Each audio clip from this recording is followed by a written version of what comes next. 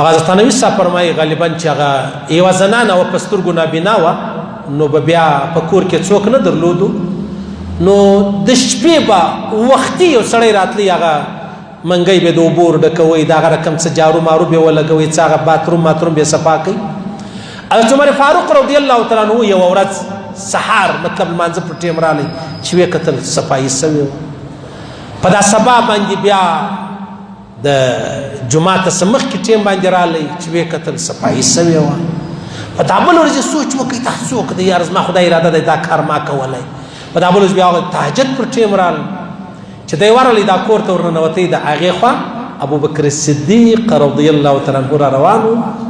نو هغه صفایي یې کړې وه د اوبو منګی یې ډک کړی و هغه جارو مارو یې لګولی حضرت عمر فاروق وایي ما تندی وټکوي چې الله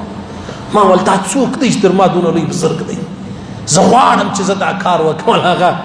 ابوبکر صدیق رضی الله تعالی عنه د پیغمبر علیه السلام سر پیغمبر علیه مبارک سر یار انډیوال ملګری عزیز دوست خادم مورد شاګرد په دنیا کې هم څنګ پر څنګ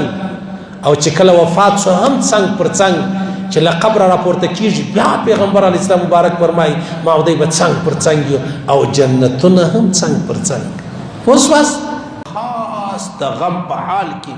د مصیبت په حال کې د مشقت په حال کې د یو ډېرې لوی ستړي سره چې به مخامخ وو جناب نبی کریم مبارک صلی الله علیه وسلم دا دعا به کوله والله اله الا الله العظیم الحلیم لا اله الا الله رب السماوات والارض ورب العرش العظیم دا دعا به پیغمبر علیه السلام کوله او د سخت مشقت د سخت مصیبت د سخت غم د لوړ غم د لوړ مصیبت په وخت کې دغه دعا ویل دا ډیره ضروري ده صحیح سلو الک توایم هغه بیا که په موبایل کې دا بیان رالی هغه پر سکرین باندې دغه دعا ورکې دا دعا چې دی هغه زده کوي عزیزانو چې پیغمبر علیه السلام مبارک کوله نو ما ته بیا څنګه خبره ده موږ پر کومه روان یو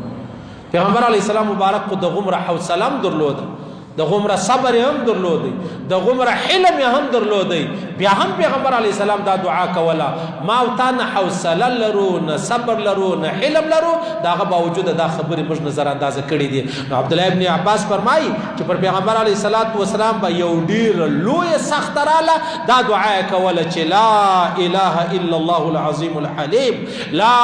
اله الا الله رب السماوات والارض ورب العرش العظیم دا دعا به پیغمبر علیه السلام کوله